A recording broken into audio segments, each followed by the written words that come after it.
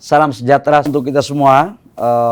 Yang saya hormati Bapak Ibu beserta seluruh hadirin yang hadir pada acara hari ini.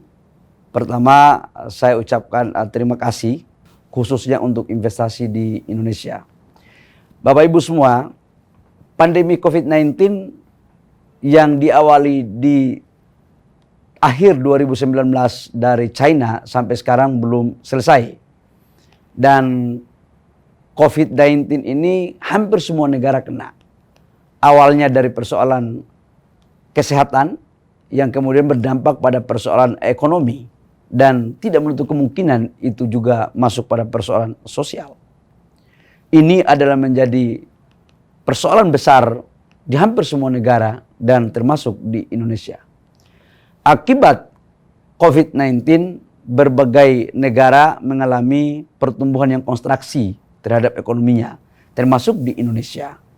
Namun, kami harus patut bersyukur bahwa kontraksi yang terjadi di Indonesia tidak terlalu dalam. Dan hal ini dapat dibuktikan dengan pertumbuhan kuartal kedua, pertumbuhan ekonomi Indonesia sudah keluar dari resesi, di mana pertumbuhannya sudah mencapai 7,07%. Kontribusi pertumbuhan tersebut terjadi pada dua hal yang paling besar, yaitu dari konsumsi dan dari investasi. Konsumsi tumbuh 5,6% dan investasi hampir 8%. Di hampir semua negara, foreign direct investment terjadi penurunan. Namun yang terjadi di Indonesia, penurunannya tidak terlalu signifikan.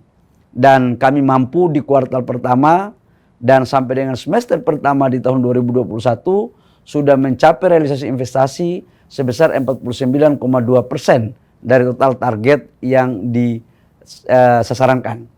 Nah, terkait dengan hal tersebut, saya ingin memberikan beberapa sharing informasi. Bahwa Indonesia telah masuk pada fase baru, di mana telah mampu melakukan reform undang-undang yang namanya Undang-Undang Cipta Kerja. Undang-undang ini adalah gabungan dari 79 undang-undang yang terjadi tumpang tindih terkait dengan khususnya investasi. Di mana salah satu syaratnya sekarang adalah perizinan sudah lewat satu pintu. Di mana seluruh perizinan lewat elektronik via OSS, Online Single Submission, dan seluruh perizinan di kementerian lembaga semua sudah terpusat di Kementerian Investasi lewat OSS. Tidak hanya persoalan perizinan, tapi juga saya ingin menyampaikan termasuk insentif fiskal. Kenapa harus Indonesia melakukan ini?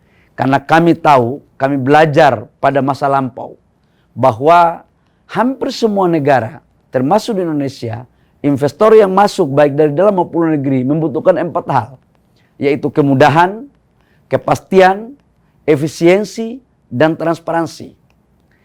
Kami hadir untuk melakukan reform terhadap aturan dalam rangka menjawab apa yang diinginkan oleh para pelaku usaha.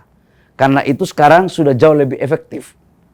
Dan sekarang kita masuk pada sebuah ekonomi yang dalam istilah kami itu masuk pada green energy. Bapak Ibu semua, Indonesia harus mampu memberikan kontribusi terbesarnya kepada dunia terkait dengan green energy.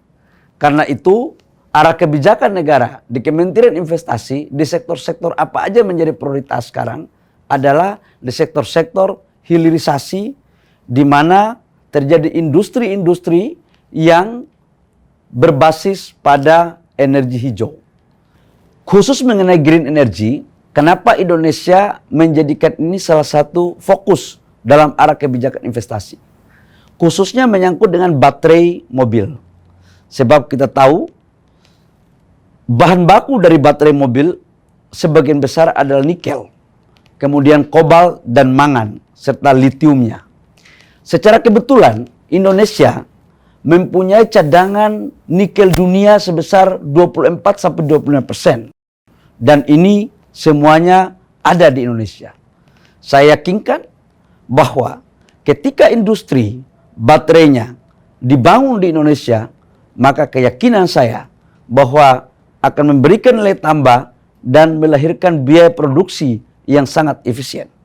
Yang kedua, terkait dengan energi. Kita di Indonesia mempunyai potensi energi baru terbarukan yang sangat luar biasa. Mempunyai 12.000 megawatt yang ada di Kayang, di Kalimantan Utara. Mempunyai 23.000 untuk PLTA di Papua. Dan sekarang Indonesia lagi membangun kawasan industri hijau di Kalimantan Utara. Dan juga membangun kawasan industri yang dekat dengan lokasinya di daerah Jawa Tengah, yaitu Batang. Yakin bahwa persoalan urusan lahan, urusan biaya akan jauh lebih murah. Dengan kata lain, silakan teman-teman dunia usaha datang ke Indonesia membawa teknologi, membawa kapital, dan sebagian pasar. Biarlah pemerintah Indonesia yang akan mengurus perizinannya, insentif, dan lahannya. Saya pikir hanya itu yang perlu kami sampaikan. Terima kasih. Salam sejahtera, sukses selalu.